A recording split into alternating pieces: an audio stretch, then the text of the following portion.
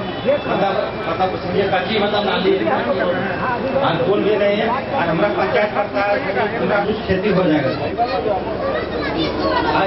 आधा वहाँ का बगल में कहा है जंगल का जो आदिवासी टोला है वो गई है।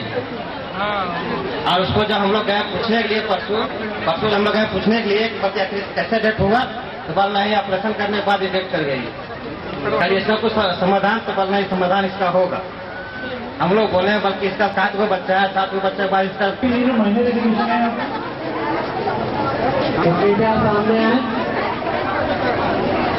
जो फट लगाना कोई भी अम्बा नाला को बांधने की बात आप कह रहे हैं। अम्बा नाला पे जो सिंचाई नाली बननी है, पक्की नाली बननी है, कई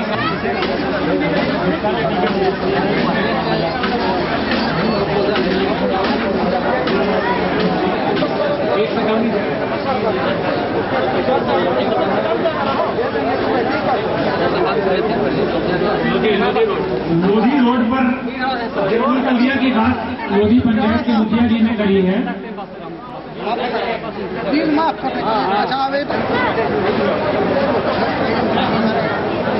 तो आगे हम आमंत्रित करते हैं, इसके लिए गाइडलाइन उपलब्ध करा दी गई है। कृपया करके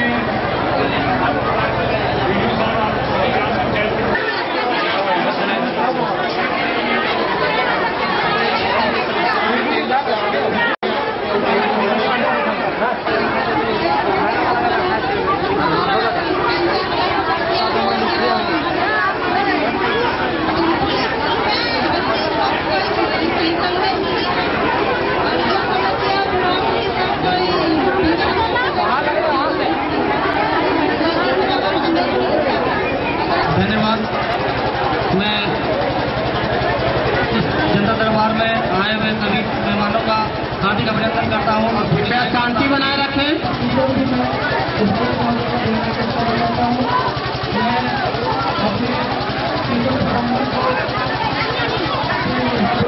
अगर आप लोग नेक्स्ट हो रास्ता में तो देखिए किसका रास्ता है।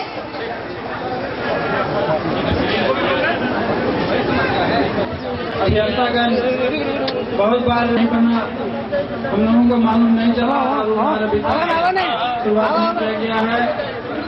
एक डैम का नाम है असनागढ़ डैम और हम लोग के गाँव में एक ट्रांसफार्मर ऑफिस जाने के बाद बोलते हैं कि इसको नया होगा, नया मिलेगा, लेकिन आश्वासन से मिला है, लेकिन अभी तक उसको मिस्त्री से दिखाने का काम नहीं हो पाया है। कभी खूंटा गिरता है तो कभी लाइन गिरती है, इस तरह के पूरा बिजली विभाग पूरा खराब है। तो इस पर ध्यान देते हुए आगे में मत आना अधिकारी को दिन से हम लोग अनुरोध करते हैं कि ये सब जो भी समस्या मेरे गांव में है इसका समाधान करने का कष्ट करेंगे। बहुत सारे लोगों में अनियमितता बढ़ता गया। अभी भी बहुत ऐसे आंगनबाड़ी केंद्र जिसमें तो दुगना हो जाता है। हम लोग की यही कोशिश रहती है कि अगर आप लोग समस्या ला रहे हैं तो उसकी समाधान कैसे किया जाए। आज जो प्रशासन आपके द्वारा आपके पास इसलिए लाया गया है, सभी लोग यहाँ पर इसलिए उपस्थित हैं कि आप लोग की जो समस्या है उसको यहीं पर सुना जाए, यहीं पर उसका समाधान करने का प्रयास किया जाए और जिन समस्याओं का समाधान यहाँ पर नहीं किया जा सकता है उन समस्याओं को लेकर हम लोग वापस जाएं और उसको वहाँ पर बैठ करके हेडक्वार्टर में बैठ करके उन समस्याओं का समाधान करने का प्रयास करें। यहाँ पर जो विभिन्न जो जनप्रतिनिधिगण थे काफी सारी समस्याएं लाए सामने हम लोगों की, जैसे वृद्धावस्था पेंशन की बात हो, चाहे इंदिरा आवास योजना की बात हो, चाहे बीपीएल की बात हो, तो जो भी समस्याएं लाई गई वैसी समस्याएं लाई गई जिससे कि एक इंडिविजुअल को, एक व्यक्ति को सीधा फायदा हो या सरकार से ऐसी बात कही जाए कि सीधा उसमें हर एक महीने की नगद राशि या सीधा नगद राशि का फायदा हो। मुझे लगता है कि इसमें थोड़ी सी सोच में बदलाव लाने की आवश्यकता होगी। किसी भी प्रतिनिधि ने स्वरोजगार की बात नहीं की। यहाँ पर जो लोग उपस्थित हैं, जितने लोग आए हैं, वो कैसे अपना इनकम को, कैसे अपने इनकम का साधन को बढ़ाया जा सके और कैसे जो इनको रेगुलर इनकम है उसमें कैसे बढ़ोतरी किया जाए, जिससे कि जो चाहे इंदिरा आवास की समस्या हम लोग क्यों सरकार की तरफ देखते हैं, इसलिए सरकार की तरफ देखते हैं कि हमारे पास इनकम की कमी है। अगर हम स्वरोजगार की बात करते हैं, इनकम की बात करते हैं, अगर अपना इनकम होगा तो शायद हम लोग को जरूरत ही ना पड़ेगी कि हम लोग इंदिरा आवास में रहें। इंदिरा आवास से हम लोग बेटर आवास बना सकते हैं। क्यों हम लोग वृद्धावस्था पेंशन की बात करेंगे? थोड़ा सा जो मुझे तकलीफ हुआ कि यहाँ पर इतने लोग उपस्थित थे, लेकिन कोई भी सब लोग चलकर आए, पुलिस की एक भी समस्या नहीं आई। थोड़ी खुशी भी यह जानकर कि चलिए शायद पुलिस की कोई समस्या ही नहीं है, लेकिन मैं जानता हूँ कि यहाँ पर पुलिस की बहुत सारी समस्याएं हैं।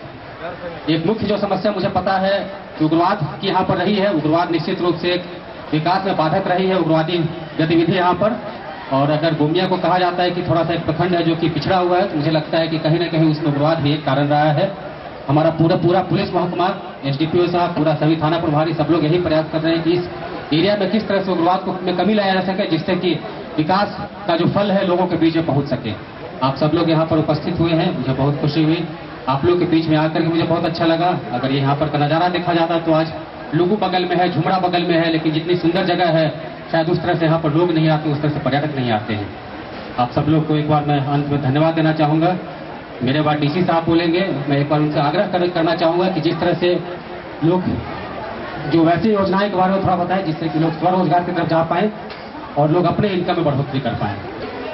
प्रशासन आपके द्वार कैंप का मुख्य उद्देश्य इस पंचायत और आसपास की पंचायत और गोमिया प्रखंड की विभिन्न समस्याओं का आकलन करना, आकलन के साथ साथ यथासंभव सरकार की विभिन्न योजनाओं से जनता को त्वरित लाभ पहुंचाना तथा समस्या के आकलन के पश्चात जन उपयोगी योजनाओं का चयन करना, जिससे कि जनता लाभान्वित हो सके। कई बातें सामने आई, मैं बिंदुवार उन पर प्रकाश डालना चाहूंगा। एक बहुत बड़ी समस्या सामने आई, वो स्वास्थ्य की आई। जैसा कि आपने सिविल सर्जन के माध्यम से सुना, सिविल सर्जन महोदय सुनिश्चित करेंगे कि पीएचसी और सब सेंटर सुचारू रूप से कार्य करें, और जो स्वास्थ्य संबंधित जनता को यहाँ पर शिकायत रही है काफी लंबे समय से, कई जनप्रतिनिधियों ने ये बात रखी, उसका यथासंभव उपलब्ध संसाधनों से निराकरण हो सके। इसके अलावा काफी बड़ी संख्या में लोगों ने पेयजल आपूर्ति के संबंध में बात रखी। प्रत्येक पंचायत को 2 लाख रुपए उपलब्ध कराए गए हैं और उससे आपको अपने विवेक से योजनाओं का चयन करना है, योजनाएं कार्यान्वित करनी है। यदि कहीं पर बड़ी जलापूर्ति योजना लेनी है तो कृपया करके एग्जीक्यूटिव इंजीनियर पीएचडी या फिर अपने प्रखंड विकास पदाधिकारी से तत्काल संपर्क करें। पीएचडी विभाग उस स्थल पर जाकर वहां पर टेस्ट करेगा, वहां पर पानी अवेलेबल है कि नहीं, और उसके आधार पर पानी की उपलब्धता के आधार पर वहां की योजना बनेगी। जो मुख्य स्थल आज की तारीख में आप लोग ने बताए, हम लोग ने नोट करे हैं, इन सब की जांच करा के हम लोग कोशिश करेंगे कि सब की योजनाएं 1 माह के अंदर स्वीकृत कर दी। तीसरी मुख्य समस्या लोगों ने उठाई वो संपर्क पथ की थी। संपर्क पथ से ज्यादा पुल पुलिया के संबंध में मैं बताना चाहूंगा कि अभी हाल में ही गृह मंत्रालय भारत सरकार से उपलब्ध राशि के द्वारा पूरे जिले में लगभग 33 पुल पुलिया का निर्माण किया जा रहा है। गोमिया प्रखंड में भी पुल पुलियों की स्वीकृति मेरे द्वारा दी गई है। इसके अतिरिक्त आज भी जो लोगों ने पुल पुलिया के बारे में बात रखी, उनको नोट कर लिया गया है और एग्जीक्यूटिव इंजीनियर को निर्देश दिया गया है कि वहां पर स्थल जांच करके उपयोगिता के आधार पर प्राक्कलन बना के योजना स्वीकृत करवाएं।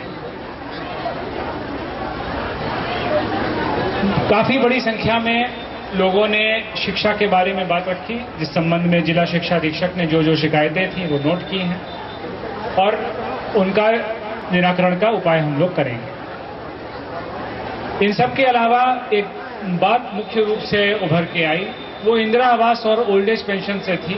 वो थी बीपीएल नंबर की बात कि काफी बड़ी संख्या में लोगों को बीपीएल संख्या की आवश्यकता है, क्योंकि उसके अभाव में इंदिरा आवास या वृद्धावस्था पेंशन का लाभ उनको नहीं मिल पाता है। इस संबंध में मैं कहूंगा कि भारत सरकार के द्वारा नया बीपीएल सर्वे का कार्य स्वीकृत किया गया है, जो इसी वर्ष आपके यहां भी किया जाना है। उस सर्वे के पश्चात नए बीपीएल नंबर आवंटित किए जाएंगे और उसके आधार पर आगे लाभ दिया जाएगा। उसके पूर्व किसी प्रकार का बीपीएल नंबर में बीपीएल की संख्या में संशोधन तत्काल संभव नहीं है। यहां पर काफी बड़ी संख्या में लोग उपस्थित हुए हैं। इससे मुझको एक बात स्पष्ट समझ में आती है, वो ये है कि आपके पास बताने के लिए और रखने के लिए अनेक समस्याएं हैं। आपके प्रतिनिधियों के माध्यम से और कई आप लोगों के द्वारा भी कई समस्याएं यहाँ पे सार्वजनिक रूप से सबके सामने रखी गई। इसके लिए मैं आभार व्यक्त करता हूँ। जो लोग अपनी समस्या नहीं रख पाए हैं, कृपया करके अपना आवेदन, अपनी शिकायत यहाँ पर जमा करके जाएं। प्रशासन आपके द्वारा का ये कैंप अभी जब तक आपकी समस्या, शिकायत और आवेदन प्राप्त नहीं हो जाते तब तक ये कैंप चलता रहेगा। तो कृपया करके यदि किसी को अपनी शिकायत, अपनी दरखास्त देनी हो तो अपनी दरखास्त, अपनी शिकायत जमा करने के लिए। यहाँ पर स्वास्थ्य कैंप भी लगा है, आप उसका भी लाभ उठा सकते हैं। एक अंतिम बिंदु जो नवनिर्वाचित जनप्रतिनिधियों ने उठाया, वो अधिकार की बात उठाई। कई वर्षों के बाद, दशकों के बाद पंचायत चुनाव हुआ है और ये एक नया अनुभव है, न केवल आपके लिए बल्कि जनता के लिए भी और अधिकारियों के लिए। और धीरे धीरे करके आपके दायित्व का भी निर्धारण होता जा रहा है। उदाहरण के स्वरूप पे सुखाड़ से निपटने के लिए प्रत्येक पंचायत को 2 लाख रुपए दिए गए। कम राशि सही, लेकिन ये एक शुरुआत है। इसके अलावा विकास योजनाओं के लिए 3,15,000 की राशि भी उपलब्ध कराई गई है।